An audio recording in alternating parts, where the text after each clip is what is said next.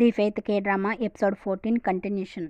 ఇంకా ప్యాలెస్లో మంత్రులు వెళ్తూ ఉన్నప్పుడు కిచులు వాళ్ళ దగ్గరకు వచ్చి మంత్రి అయిన టీచర్ లీతో, ఇదిగో చూడు టీచర్ లీ, నీకు ముందు రాజుతో బాగా పరిచయం ఉంది కదా, మరి అతని కొడుకైన డేకోంగ్ ని ఇప్పుడు నువ్వు కలిసావు కదా, అంటే మొన్న ప్యాలెస్ కు వచ్చి రాజు మీటింగ్ కు కూడా వచ్చాడు కదా, మరి అతని గురించి ఏం ఆలోచిస్తావు, అతన్ని ఎంచుకోవాలని నీకు లేదా అని అంటాడు కిచులు. అందుకు టీచర్ లీ, నువ్వనేదేంటి కిచులు, నేను ఆ డేకోంగ్ ని దేనికి ఎంచుకోవాలి అని అంటాడు. ఆ మాటకు కిచులు, అది కాదు టీచర్ లీ, ఆ డేకోంగ్ ని రాజుగా ఎంచుకోవచ్చు కదా, ఎప్పుడు కూడా ఎవరు రాజైతే వాళ్ళని సేవించడం కాకుండా మీ సొంతంగా కూడా మీకు కావాల్సిన రాజుని ఎంచుకోవచ్చు కదా, ఒకసారి ఈ డేకోంగ్ ని రాజుగా ఎంచుకోవడం గురించి ఆలోచించండి అని చెప్పి వెళ్తాడు కిచులు. ఎందుకంటే కిచులు డేకోంగ్ ని రాజును చేయాలి అని నిర్ణయించుకున్నాడు కాబట్టి ఇక్కడున్న ఈ మంత్రులందరినీ ఆ డేకోంగ్ వైపు తిప్పాలి అనుకుంటాడు కిచులు. ఇంకా కిచులు ఈ మాటలు చెప్పి వెళ్ళిన తర్వాత టీచర్లీ ఆలోచిస్తూ ఉంటాడు. ఇంకక్కడ కూర్చొని ఉన్న చాయంగ్ దగ్గరికి సైనికుల హెడ్ పరిగెత్తుకుంటూ వచ్చి, కెప్టెన్, ఈ మంత్రులందరూ కలిసి నీ మీద ఈ నేరం మోపారు, అంటే వీళ్ళు మీకు అలాగే రాజుగారికి మధ్యలో రావాలనుకుంటున్నారు కెప్టెన్, అందుకే ఇదంతా చేస్తున్నారు అని సైనికుల హెడ్ అంటూ ఉంటే ఇంకా చాయింగ్ మాత్రం ఏం మాట్లాడొద్దు హెడ్, నన్ను కొంచెం ప్రశాంతంగా ఉండని అంటాడు. ఇంకక్కడ ఎన్సు మాత్రం రాజా హాస్పిటల్లో అటు ఇటు తిరుగుతూ ఆ డైరీలో ఉన్న డేటాని కనుక్కోవడానికి అక్కడున్న అన్ని పుస్తకాలు తిరగేసి అన్ని ప్రయత్నాలు చేస్తూ ఉంటుంది. ఎందుకంటే ఆ బుక్ లో అంతా కూడా చైనీల భాష ఉంటుంది. ఎన్సుకి చైనీస్ భాష రాదు, అందుకే డాక్టర్ జాంగ్ను కూడా చెప్పమని అడుగుతూ ఉంటుంది. ఇంతలో హెవెన్ డాక్టర్ ఉందా అనుకుంటూ ఎవరో అక్కడికి వస్తారు. ఇంకా ఎన్సు ఎవరు వచ్చారా అని చూస్తుంది. ఆ వచ్చింది ఎవరో కాదు, ఆ కొత్తగా ఏర్పాటైన మంత్రులందరూ, అంటే టీచర్లీ మంత్రులు వస్తారు.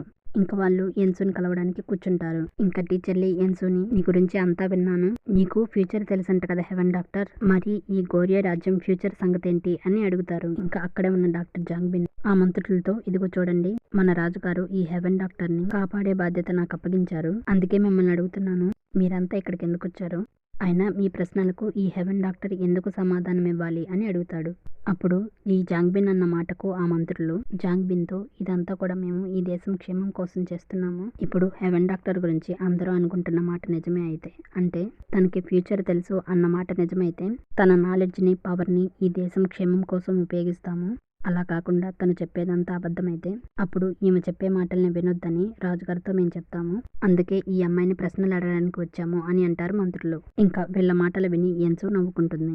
ఇంకా వాళ్ళు ఎన్సుతో, ఇదిగో చూడు హెవెన్ డాక్టర్, మేము ఇప్పుడు ప్రశ్న అడుగుతాము, దానికి సమాధానం చెప్పు, అదేంటంటే నువ్వు మొదటిసారి రాజు మీటింగ్కి వచ్చినప్పుడు ఆ కిచులు వాళ్ళతో త్వరలో యువాన్ రాజవంశం అంతమైపోతుంది, ఇంకొక కొత్త రాజవంశం ఏర్పడుతుందని చెప్పావు, అది కూడా రాజుగారి ముందే చెప్పావు, అదంతా నిజమేనా, ఆ యువాన్ దేశం అంతం ఎప్పుడు జరుగుతుంది అని అడుగుతారు. అందుకు ఎన్సు వాళ్ళతో, ఇదిగో చూడండి, అప్పుడు నేను ఇన్ని రోజులు ఇక్కడ ఉంటానని తెలియక ఏదో కోపంలో అలా అనేశాను, అయినా ఆ మాట నిజమే అని అంటుంది. ఇంకప్పుడు వాళ్ళు మాత్రం, మరి యువాన్ దేశం ఏ సంవత్సరంలో అంతమవుతుంది, అలాగే ఈ దేశానికి ఏ రాజు ఉపయోగపడతాడు, అలాగే ఏ రాజు మంచివాడు, అయితే ప్రస్తుతం ఉన్న మన గోరి రాజు ఈ దేశానికి ఉపయోగమేనా, అలాగే ఇప్పుడున్న రాజు ఎలా అంతమవుతాడు అని అడుగుతారు. ఈ మాటలన్నీ విన్న ఎన్సుకి కోపం వస్తుంది.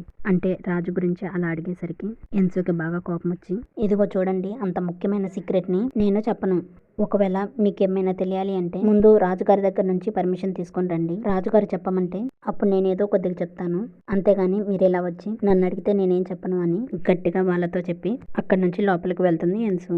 ఇంకా లోపలికి వెళ్ళేసరికి అక్కడ రూమ్ లో చాయింగ్ వచ్చి ఉంటాడు. ఇంకా ఎన్సు చాయింగ్ ని చూసి, నువ్వెప్పుడు వచ్చావు చాయింగ్, ఇక్కడుండి ఆ మంత్రులు మాట్లాడే మాటలన్నీ వింటున్నావా అని అంటుంది. ఇంకా చాయింగ్ ఎన్సుతో, నువ్వు ఈ మాట చెప్పడం విన్నాను, అదేంటంటే రాజుగారు చెప్పమంటే నువ్వు అప్పుడు కొంచెం చెప్తానన్నావు కదా, ఆ మాట విన్నాను, ఆ మాట విని చాలా సంతోషం వేసింది అంటాడు చాయింగ్. ఇంకా ఎన్సు, సరే చాయింగ్, నువ్వు ఫస్ట్ టైం నీ అంతటి నువ్వుగా ఇక్కడికి వచ్చావు, నేను నీకు టీ కల్పిస్తాను కూర్చో అని అంటుంది. అప్పుడు చాయింగ్, అది కాదు, నేను చెప్పేది విని హెవెన్ డాక్టర్, ఇదిగో చూడు, రేపు తెల్లవారి పొద్దున్నే మన ఇద్దరం ఎప్పుడు మీట్ అయ్యే ప్లేస్ ఉంది కదా, అక్కడికి వచ్చి రెడీగా ఉండు, మనం వెళ్ళాలి అని అంటాడు. ఇంకప్పుడు ఎన్సు, ఏంటి చాయింగ్, నన్ను పంపిస్తున్నావా లేక మన ఇద్దరం కలిసి వెళ్తున్నామా అని అంటుంది. అప్పుడు చాయింగ్, ఇదిగో చూడు హెవెన్ డాక్టర్, నువ్వు తక్కువ సామాన్లు సర్దుకో, ఈ మంత్రులందరూ నీ వల్ల ఉపయోగం ఉంది అనుకుంటే నిన్ను జైల్లో బంధించి నీ దగ్గర విషయాన్నంతా లాగడానికి నిన్ను టార్చర్ చేస్తారు, అందుకే నువ్వు ఇక్కడ నుంచి అర్జెంటుగా వెళ్ళాలి అని అంటాడు. ఇంకప్పుడు ఎన్సు, నువ్వు అబద్ధం చెప్తున్నావు కదా చాయింగ్ అని అంటుంది. ఇంకా చాయింగ్ మాత్రం, మనం బయటే ఉండాలి, అందుకే చలి ఎక్కువగా ఉండకుండా ఉండడానికి బట్టలు ఎక్కువగా వేసుకొనిరా అని అంటాడు. అప్పుడు ఎన్సు, ఏంటి చాయింగ్, నువ్వు నిజంగానే నన్ను రమ్మంటున్నావా, మరి నువ్వు కూడా నాతో వస్తున్నావా, నువ్వు ఎట్టి పరిస్థితులను రావు కదా, ఎందుకంటే ఇక్కడ రాజుగారికి నువ్వు ఎంతో పని చేసి పెట్టాలి కదా అని అంటుంది. ఇంకప్పుడు చాయింగ్ కొంచెం సేపు ఆలోచిస్తాడు. ఇంకా వెంటనే నేను నీతో వస్తున్నాను అని అంటాడు. ఎందుకంటే చాయంగుకి రాజును వదిలి వెళ్ళడం ఇష్టం ఉండదు. ఇంకా ఎన్సు సరే వస్తాను అని అంటుంది. ఆ విధంగా ఎన్సు చాయంగ్ వెళ్ళిన తర్వాత హాస్పిటల్లోకి అలాగే తన రూమ్లోనికి వచ్చి అవసరమైన సామాన్లు అలాగే మందులు అన్నీ తీసుకుని వాటిని మూట కట్టుకుని రెడీ అవుతూ ఉంటుంది. ఇంకా డాక్టర్ జాంగ్బిన్ మాత్రం ఎన్సు ఎందుకు ఇలా చేస్తుందా అని అనుకుంటాడు. ఇంకా ఎన్సు ఆ మూటను తీసుకుని ప్యాలెస్లోనికి వచ్చినప్పుడు అక్కడున్న సైనికులందరూ ఏదో గుసగుసలాడుకుంటూ ఉంటారు. ఇంకా ఎన్సు అది చూస్తుంది. ఇంకా నెక్స్ట్ ఎన్సు రాణి దగ్గరకు వెళ్తుంది. ఇంకా ఎన్సు రాణిని అంతే చూస్తూ ఉన్నప్పుడు ఏమైంది హెవెన్ డాక్టర్, నన్ను ఎందుకు అలా చూస్తున్నావు అని అడుగుతుంది రాణి. అప్పుడు ఎన్సు ఏం లేదు రాణి, నువ్వు చాలా అందంగా ఉన్నావు అందుకే చూస్తున్నాను. అంతేకాకుండా నేను ఇప్పుడే వెళ్ళి మన డాక్టర్ జాంగ్బిన్ ఉన్నాడు కదా, అతనితో నీ కడుపుకి అవసరమైన మంచి మూలికలు మందులు ఇవ్వమని చెప్తాను. నిజానికి నీ కడుపుకి కావాల్సిన వైద్యం నాకు చేయాలని ఉంది, కానీ నేను గైనకాలజిస్ట్ని కాదు కాబట్టి నాకు ఆ ట్రీట్మెంట్ ఏందో తెలియదు. అంతేకాకుండా ఇక్కడ నాకు అవసరమైన టూల్స్ అలాగే చెక్ చేయాల్సిన పరికరాలు ఏమీ లేవు, లేకపోతే నీ కడుపుని చెక్ చేసేదాన్ని అని అంటుంది. ఈ మాటలన్నీ విన్న రాణి షాక్ అయ్యి ఏంటి హెవెన్ డాక్టర్, నా కడుపుకి ఏమైనా ప్రాబ్లమా, ఏమైనా సమస్య ఉందా అని అడుగుతుంది. ఎన్సు అలా ఎందుకందో నెక్స్ట్ ఎపిసోడ్స్లో తెలుస్తుంది. ఇంకప్పుడు ఎన్సు రాణితో నీ కడుపుకి ఏం ప్రాబ్లం లేదు రాణి, కాకపోతే నేను ఒక విషయం చెప్తాను విను. అదేంటంటే ఎంతో మంది రాజులు రాణులు వచ్చారు అలాగే వస్తూనే ఉంటారు, కానీ నువ్వు అలాగే రాజుగారు ప్రేమించుకున్నంతగా ఏ రాజు రాణి ప్రేమించుకోరు. ఇది మాత్రం నిజం. ఈ విషయం హెవెన్ లో ఉన్న వాళ్ళందరికీ తెలుసు. మీ ఇద్దరికి ఒకరంటే ఒకరు చాలా ఇష్టం అని అంటుంది ఎన్సు. ఈ మాటలు విన్న రాణి అవునా నిజమా హెవెన్ డాక్టర్ అని అంటుంది. అందుకు హెవెన్ డాక్టర్ అవును రాణి, రాజుగారు నిన్ను ఎంత ఇష్టపడతారంటే నీకు బాగోపోయినా లేక నువ్వు ఎక్కడికైనా వెళ్ళినా ఆ విషయాన్ని రాజుగారు భరించలేరు. రాజుగారు తను చేసే పనిని కూడా ఆపేసి నీ గురించే జాగ్రత్త తీసుకోవాలనుకుంటాడు, నీ గురించే బాధపడతాడు. నువ్వంటే అంత ఇష్టం రాజుకి అని అంటుంది ఎన్సు. ఆ మాటకు రాని నేనెక్కడికి వెళ్తాను, నేనెక్కడికి వెళ్ళను, రాజును వదిలి ఎక్కడికి వెళ్ళను అని అంటుంది. ఇంకప్పుడు ఎన్సు నాకు తెలుసు రాని, ఆ విషయం నాకు తెలుసు. సరే రాని ఆ విషయం వదిలేసాయి. ఇప్పుడు నేను నిన్ను హగ్ చేసుకోవచ్చా? నాకు తెలుసు అలా హగ్ చేసుకోకూడదని, కానీ నేను హెవెన్ నుంచి వచ్చాను కాబట్టి ఇది మా హెవెన్ లో సాధారణం కాబట్టి నువ్వు ఏమన్నా అనుకో నేను హగ్ చేసుకుంటాను అని రాణిని పట్టుకుని చాలా బాధపడుతుంది ఎన్సు. ఇంకా ఎన్సు రాణికి ఈ మాటలన్నీ ఎందుకు చెప్పిందో నెక్స్ట్ ఎపిసోడ్స్ లో తెలుస్తుంది. ఇంకా నెక్స్ట్ లేడీ చై రాణి దగ్గరకు వచ్చి ఇంటరాగేషన్ మొదలైంది రాణిగారు అని అంటుంది. ఇంకా రాణి ఎన్సుతో హెవెన్ డాక్టర్ మన చాయంగ్ కేసు గురించి మీటింగ్ జరుగుతుందంట అని అంటుంది. అనుకున్నట్లుగానే చాయంగ్ రాజు మీటింగ్ కి వస్తూ ఉంటాడు, అంటే తన కేసు ఇంటరాగేషన్ కోసం. అలాగే తన వెనక తన సైన్యం కూడా వస్తూ ఉంటుంది.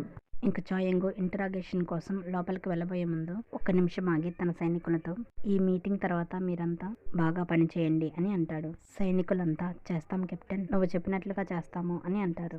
ఇంకా చాయంగ్ రాజ్యసభకి వస్తాడు. మంత్రులందరూ చాయంగ్ని చూస్తారు. అదే విధంగా ఆ మీటింగ్ హాల్లో టేక్ హోమ్ కూడా ఉంటాడు. అయితే రాజు ఇంకా రాడు. అయితే రాజు ఒక రూమ్ లో ఉండగా రాజు సలహాదారు రాజు దగ్గరకు వచ్చి ఇదిగో చూడు రాజా, ఈ రోజు నువ్వు ఇచ్చే తీర్పు కోసం మంత్రులందరూ అలాగే ఉన్నతాధికారులు అందరూ ఎంతో ఆసక్తిగా ఎదురు చూస్తున్నారు. అందరూ ఈ తీర్పు ఎంతో ముఖ్యమైనదిగా భావిస్తున్నారు. ఎందుకంటే రాజు అయిన మీరు మీకు అతి దగ్గర మనిషి అయిన చాయంగ్ని న్యాయంగా శిక్షిస్తాడా లేక ఇంకా ఆ చాయంగ్ని నమ్మి అతన్నే పట్టుకొని వేలాడతాడా, ఏం చేస్తారా అని అంతా ఎదురు చూస్తున్నారు రాజా. ఈ మాటలన్నీ నేను కాదు రాజా, అందరూ అంటున్నారు. మీరే ఆలోచించండి రాజా, మీరు ఒక తెలివైన రాజుగా నిర్ణయం తీసుకుంటారా లేక ఆ చాయంగ్ మీద ఆధారపడతారా, అది మీ ఇష్టం రాజా అని అంటాడు రాజు సలహాదారు. ఇంకా రాజు వెంటనే రాజు సలహాదారుతో ఇదిగో చూడు సలహాదారు, ఈ రోజు చాయంగ్ కేసు చాలా సింపుల్, అంటే చాలా చిన్నది. అదేంటంటే చాయంగ్ లంచం తీసుకున్నాడా లేదా అనే దాని మీదే ఈ రోజు ఇంట్రాగేషన్ జరగబోతుంది. నేను ఇప్పుడు వెళ్ళి అతన్ని ఆ నేరం మీదే ప్రశ్నలు వేస్తాను. చాయంగ్ తీసుకోలేదు అని చెప్పాడంటే తను లంచం తీసుకున్నట్లే, అంతే అయిపోతుంది కేసు. ఇంతే కదా, దీంట్లో ఆలోచించాల్సిందే ఉంది అని అంటాడు రాజు. ఇంకా సలహాదారు మాత్రం ఇదిగో రాజా, మీరు నిజంగా ఆ చెడ్డ చాయంగ్ని రాజకీయాల్లోకి తీసుకురావాలనుకుంటున్నారా? ఎందుకు రాజా, అతన్ని తొలగించండి రాజా అని అంటాడు. ఈ మాట విని రాజుకు కోపం వచ్చి ఆ సలహాదారు కాలర్ పట్టుకొని ఇంకొకసారి చాయంగ్ని చెడ్డవాడు అన్నావంటే నేను అసలు ఊరుకోను. చాయంగ్ నన్ను కలిసినప్పటి నుంచి అతను చిందించిన రక్తం అలాగే చంపిన మనుషులు అంతా నా కోసమే చేశాడు. తనని ఎవరు ఏమీ అనడానికి వీల్లేదు, అర్థమైందా అని అరుస్తాడు. ఇంకా సలహాదారు మాత్రం రాజా, అతని వల్లే మీకు చెడ్డ పేరు వస్తుంది. ఆ విషయాన్ని మీరు ఎందుకు మర్చిపోతున్నారు? ఒకసారి మళ్ళీ ఆలోచించండి రాజా అని అంటాడు. ఇంకా రాజు మాత్రం నేను ఆలోచించేదేం లేదు, నేను ఇంటరాగేషన్ కి రెడీ అయ్యాను, పద వెళ్దాం అని అంటాడు. అనుకున్నట్టుగా ఇంటరాగేషన్ కోసం రాజు మీటింగ్ కి వస్తాడు. ఇంకా రాజు అక్కడున్న మంత్రులతో ఇంటరాగేషన్ స్టార్ట్ చేయండి అని అంటాడు. ఇంకా ఒక మంత్రి లేచి రాజా, చాయంగు లంచం తీసుకున్నాడని మా దగ్గర ఆధారాలున్నాయి. అది కనుక అతను తీసుకోలేదని ప్రూవ్ చేయమని ఈ చాయంగ్కి టైం కూడా ఇచ్చాము. అందుకే క్రిమినల్ అయిన ఈ చాయంగ్ని అడుగుతున్నాం రాజా, నువ్వు లంచం తీసుకోలేదని చెప్పడానికి ఏదైనా ప్రూఫ్ ఉందా అని అడుగుతాడు. ఇంకా చాయంగ్ అంతా మిగిలిన వల్ల సైలెంట్ గా ఉంటారు. అప్పుడు రాజు, ఇదిగో చూడండి, చాయంగ్ దగ్గర సాక్ష్యం ఉందో లేదో నాకు తెలియదు, కానీ ఇప్పుడు చెప్తున్నాను, నేనే అతని సాక్ష్యాన్ని. నాకు చాయంగ్ తెలిసినప్పటి నుంచి కూడా అతను ఎంత మంచివాడన్నది నాకు తెలుసు. అతను ఈ నేరం చేయలేదు అనడానికి నేనే సాక్ష్యం అని అంటాడు రాజు. ఇంకా రాజు మాట విని మంత్రులందరూ ఒక్కసారిగా గుసగుసగా మాట్లాడుకుంటారు.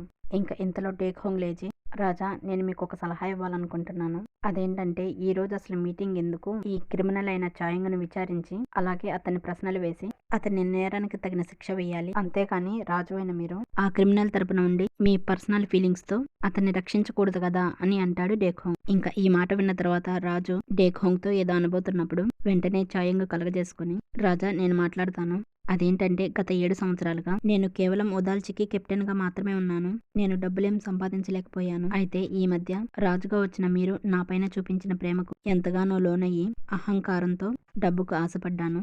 అందువల్ల ఇప్పుడు లంచం తీసుకునే అవకాశం వచ్చింది కాబట్టి అందువల్ల నేను ఆ లంచాన్ని తీసుకున్నాను. నేను తప్పు చేశానని ఒప్పుకుంటున్నాను. నన్ను క్షమించండి రాజా, మిమ్మల్ని నిరాశపరిచాను అని అంటాడు చాయంగ్. ఈ మాట విని రాజు కోపం వచ్చి, ఇదిగో చాయంగ్ అని గట్టిగా అరిచి లెగుస్తాడు. ఇంకా రాజు మాట్లాడేలోపే రాజు సలహాదారు లేచి, అందరూ వినండి, క్రిమినల్ అయిన చాయంగే తన తప్పును ఒప్పుకున్నాడు. అతనికి ఏం శిక్ష విధిస్తారో విధించండి అని అంటాడు. ఇంకా ఒక మంత్రి లేచి శిక్ష వేస్తాడు. అదేంటంటే ఈ చాయంగ్ తప్పు చేశాడు కాబట్టి వెంటనే ఇతన్ని అరెస్ట్ చేయాలి. అలాగే 3 సంవత్సరాల వరకు జైల్లో కఠినంగా ఉండి బంగారాన్ని తయారు చేస్తూ ఉండాలి అని అంటారు. ఇంకా టేక్ హోంగ్ కూడా ఈ శిక్ష సరైందే అన్నట్లు ఏమీ మాట్లాడడం. ఇంకా తీర్పు వచ్చేసరికి రాజు ఏం చేయలేక కూర్చుంటాడు.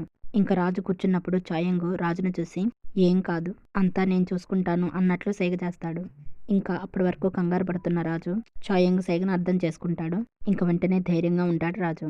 ఇంకా నెక్స్ట్ నైట్ అవుతుంది. అప్పుడు డాక్టర్ జాంగ్ బిన్నో రెడీ అవుతున్న ఎన్సు దగ్గరకు వచ్చి, ఇదిగో చూడు హెవెన్ డాక్టర్, చాయంగ్ని అరెస్ట్ చేశారు. ఉన్న పలంగా ఉన్నవాడిని ఉన్నట్టుగా జైలుకి తీసుకెళ్లారు. ఈ రోజు ఉదయాన్నే బంగారం తయారు చేయడానికి చాయంగ్ని తీసుకెళ్లొచ్చు. అందువల్ల నువ్వు ఎక్కడికి వెళ్ళకు అని అంటాడు. అప్పుడు ఎన్సు ముందు ఈ మాట విని షాక్ అవుతుంది. మరలా వెంటనే లేదు లేదు అని చెప్పి తన సామాన్లన్నీ సర్దుకుంటూ, నేను వెళ్ళి చాయంగ్ చెప్పిన చోట వెయిట్ చేస్తూ ఉంటాను. ఎందుకంటే అతను వస్తానని చెప్పాడు కాబట్టి వస్తాడు. ఆ చాయంగ్ గురించి నీకు కూడా తెలుసు కదా డాక్టర్ జాంగ్బిన్. తను వెళ్తాను అంటే వెళ్తాడు, అలాగే వస్తాను అంటే వస్తాడు. చాయంగ్ మాట అంటే మాటే కదా అని అంటుంది. ఇంకప్పుడు జాంగ్బిన్, సరే హెవెన్ డాక్టర్, నీ టూల్స్ అక్కడ ఉన్నాయి కదా, వాటిని కూడా నీతో తీసుకెళ్ళు. అంతేకాకుండా ఒకవేళ ఆ చాయంగ్ రాకపోతే మళ్ళీ తిరిగి నువ్వు ఇక్కడికి వచ్చాయి అని అంటాడు. ఇంకా ఎన్సు మాత్రం చాయంగ్ వస్తాడు అని చెప్తుంది డాక్టర్ జాంగ్బిన్తో. ఇంకా అదే నైట్ టైము టేక్ హోంగ్ కిచులుతో చాయంగ్ గురించి చెప్తాడు. అప్పుడు కిచులు, ఏంటి చాయంగ్ లంచం తీసుకున్నానని ఒప్పుకున్నాడా? ఇది అసలు ఎలా జరిగింది? నేను అసలు చాయంగ్ అలా ఒప్పుకుంటాడు అనుకోలేదు. చాయంగ్ చావనైనా చేస్తాడు కానీ జైలుకి మాత్రం వెళ్ళడనుకున్నాను. మరి చాయంగ్కి శిక్ష ఏమేశారు అని అడుగుతాడు. అప్పుడు టేక్ హోంగ్ 1 సంవత్సరం కఠిన శిక్ష వేశారు అని అంటాడు. అందుకు కిచులు, అయితే రాజే స్వయంగా ఆ చాయంగ్కి శిక్ష వేశాడా అని అడుగుతాడు. అందుకు టేక్ హోంగ్ అవును అని అంటాడు. అప్పుడు కిచులు, నిజంగా రాజే వేశాడా? అంటే చాయంగ్ తనకేం కాదన్నట్లు ఎటువంటి బాధ లేకుండా ఎటువంటి సిగ్గు పడకుండానే వేశాడా అని అడుగుతాడు కిచులు.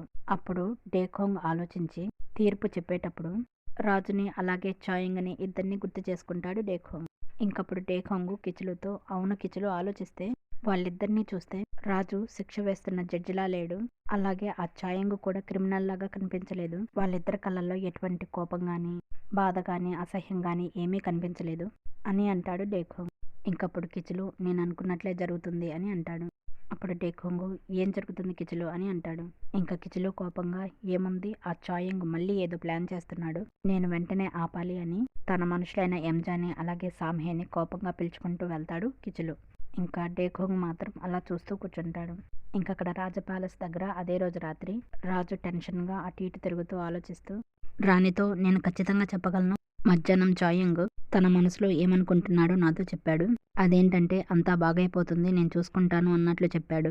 ఆ చాయంగ్ చూపు నాకు అర్థమైంది, తన మైండ్లో ఏముందో నాకు అర్థమైంది అని అంటాడు రాజు. ఇంకా ఇంతలో రాణి వచ్చి కూర్చొని రాజు చెప్పేది వింటుంది. అప్పుడు రాజు రాణితో, నీకు తెలుసా రాణి, పోయినసారి కిచులు చాయంగ్ను బంధించి జైల్లో పెట్టినప్పుడు చాయంగ్ని జైల్లో అలా ఉండడం చూసి నేనప్పుడే ఒక నిర్ణయం తీసుకున్నాను. అదేంటంటే నేనుండగా ఎప్పుడూ కూడా చాయంగ్ని బంధించడం కానీ జైల్లో పెట్టడం కానీ చేయకూడదనుకున్నాను. కానీ ఇప్పుడేమో ఇలా జరిగింది అని అంటాడు. అప్పుడు రాణి రాజుతో, ఇదిగో రాజా, మీకో విషయం తెలుసా, మధ్యాహ్నం హెవెన్ డాక్టర్ నా దగ్గరకు వచ్చింది. అయితే తనెందుకు వచ్చిందో అప్పుడు నాతో ఉన్నప్పుడు అర్థం కాలేదు. అయితే తర్వాత తను నా రూమ్ నుంచి వెళ్ళిన తర్వాత అప్పుడు నాకు అర్థమైంది. అదేంటంటే తను ఎక్కడికో వెళ్తూ నాకు గుడ్ బై చెప్పడానికి వచ్చిందని నాకు అర్థమైంది. అందువల్ల ఇప్పుడు మీరు కూడా అర్థం చేసుకోండి రాజా అని అంటుంది రాణి. అంటే రాణి ఇండైరెక్ట్గా ఏం చెప్తుందంటే చాయంగు జైలు నుంచి తప్పించుకుంటాడు అని చెప్తుంది. ఇంకప్పుడు రాజు కూడా ఆలోచనలో పడతాడు. ఇంకక్కడ చాయంగు జైల్లో ఉంటే తన జైలు గది బయట ఇద్దరు రాజ సైనికులు కాపలా కాస్తూ ఆడుకుంటూ ఉంటారు. ఇంకా చాయంగు జైల్లో దేనికోసమో వెయిట్ చేస్తూ ఉంటాడు. ఇంకక్కడ డాక్టర్ జాంగ్బిన్ హాస్పిటల్ అంతా చెక్ చేసి లైట్లన్నీ ఆపేస్తూ ఉంటాడు. ఇక్కడ లైట్లు అంటే క్యాండిల్స్. ఇంకా డాక్టర్ జాంగ్బిన్ అలా చేస్తున్నప్పుడు తనకి అక్కడికి ఎవరో వస్తున్నట్లు శబ్దం వస్తుంది. అప్పుడు అనుకున్నట్లుగానే ఆ కిచిలు మనుషులైన ఎంజా అలాగే సామ్హే ఇద్దరు అక్కడికి వస్తారు. ఇంక వాళ్ళు అక్కడికి వచ్చి అంతా వెతుకుతూ ఎన్సు బెడ్ను కూడా చూస్తారు.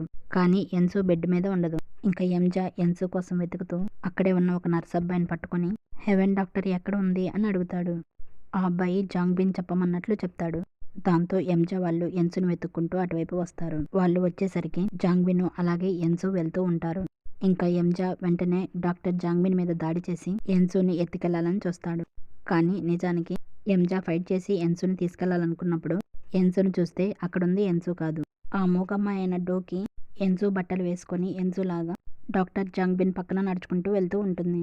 ఇంకా ఎంజా వాళ్ళు ఆ అమ్మాయిని చూసి ఈ అమ్మాయి హెవెన్ డాక్టర్ కాదు, మరి హెవెన్ డాక్టర్ ఎక్కడుంది అని అడుగుతారు. అప్పుడు డాక్టర్ జాంగ్బిన్ వాళ్ళతో హెవెన్ డాక్టర్ తన రూమ్లోనే ఉంది, అక్కడ ఉండకుండా ఇంకెక్కడికి వెళ్తుంది, అసలైనా మీరు ఇక్కడికి ఎందుకు వచ్చారు, అసలేం జరుగుతుంది ఇక్కడ అని అంటాడు డాక్టర్ జాంగ్బిన్. ఇంకా సామ్హే వీళ్ళంతా నాటకం ఆడుతున్నారని తెలిసి కోపంగా డాక్టర్ జాంగ్బిన్ని చంపాలనుకుంటుంది. దాంతో తన బ్రదర్ అయిన ఎంజా సామ్హేని ఆపి ఆగు సామ్హే, అతను రాజు డాక్టరు, అతన్ని మనం ఏం చేయకూడదు అని చెప్పి అక్కడి నుంచి వెళ్ళిపోతారు. ఇంకా డాక్టర్ జాంగ్బిన్ రిలాక్స్ అవుతాడు. అనుకున్నట్లుగానే ఎన్సు తన ప్లేస్కు వచ్చి చాయంగ్ కోసం వెయిట్ చేస్తూ ఉంటుంది.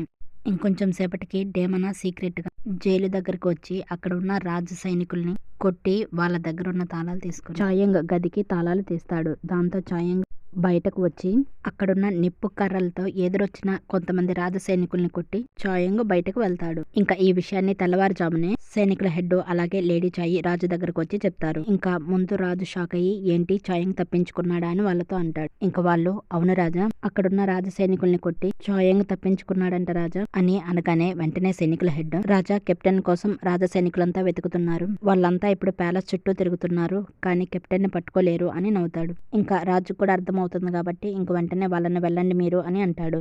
ఇంక వాళ్ళు రాజా తప్పించుకున్న చాయంగ్ కోసం ఏదైనా చాటింపు వేయిస్తున్నారా అని అంటారు. ఇంకా రాజు మాత్రం ఏ ఆజ్ఞ లేదు, ఏ చాటింపు లేదు, ఇంకా మీరందరూ వెళ్ళండి అని అంటాడు. ఇంకా వాళ్ళు వెళ్ళిన తర్వాత రాజు నవ్వుకుని నాకు తెలుసు చాయంగ్ ఉండాలనుకుంటే తప్ప తన జైల్లో ఉండడు, పైగా ఎవరూ కూడా తనని బంధించలేరు అని అంటాడు. ఇంకా అక్కడే ఉన్న రాణి రాజును చూసి మరిప్పుడు పరిస్థితి ఏంటి రాజా, చాయంగ్ తనంతట తానుగా బందీ నుంచి విడిపోయి వెళ్ళిపోయాడంటే దాని అర్థమేంటి రాజా, తనింక నీ దగ్గరికి రాడేమో అని అంటుంది రాణి.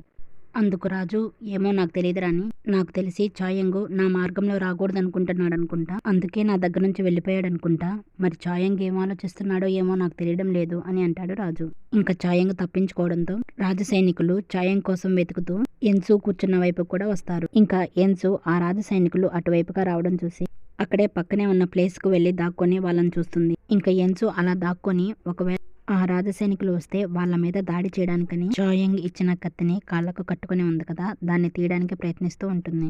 ఇంకప్పుడు చాయంగ్ సడన్ గా వెనక నుండి నువ్వు ఆ కత్తిని అంత లేట్ గా తీస్తూ ఉంటే సైనికులు నిన్ను చూస్తూ ఊరుకోరు, నీ మీద దాడి చేస్తారు అని ఎన్సుతో అంటాడు. ఇంకా ఎన్సు చాయంగ్ గొంతు విని వెనక్కి తిరిగి చూస్తుంది. ఇంకా చాయంగ్ చూసి రిలాక్స్ అయ్యి ఏం మాట్లాడకుండా సంతోషంగా నుంచొని ఉంటుంది. అప్పుడు చాయంగ్ ఎన్సుతో నా కోసమైనా నువ్వు వెయిట్ చేస్తుంది, ఇంకా తెల్లవారలేదు కదా, అందుకే నువ్వు ఇంకా రాజా హాస్పిటల్లోనే ఉంటావు అనుకుని అక్కడికి వెళ్ళొస్తున్నాను అని అంటాడు. ఇంకా చాయంగ్ ఎన్సుతో ఏదో చెప్పబోతూ ఉంటాడు. ఇంకప్పుడు ఎన్సు అదేం వినకుండా పరిగెత్తుకుంటూ వెళ్ళి చాయంగ్ ని హగ్ చేసుకుంటుంది. అది చూసి చాయంగ్ కూడా షాక్ అవుతాడు. ఇంకా ఎన్సు చాయంగ్ ని గట్టిగా హగ్ చేసుకుంటుంది. ఇంకా చాయంగ్ భయపడొద్దని ధైర్యం చెప్తాడు ఎన్సుకి.